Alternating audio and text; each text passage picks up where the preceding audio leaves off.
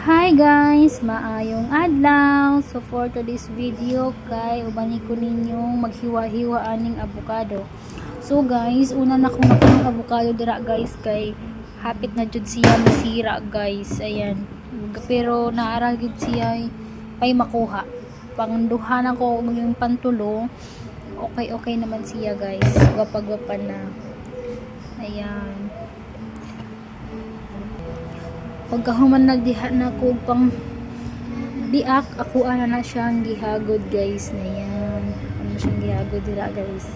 So nakita man ninyo no, pagkahuman kaya ko na siyang butangan og condense. So ang gamit na kong condense guys, cowbell. Ayan. Gidaghanan gid nako dira gid og butang og gatas para lami jud kaayo. Wala pa na ko na siya butang niyog ice kay wala pa man ko nagpalit og ice. Ug di lang pud nako butangan kay gitamad man kog labas we. So pagkahuman ako butang diha sa gatas no kaya ako rin na siyang gihalo-halo diha guys.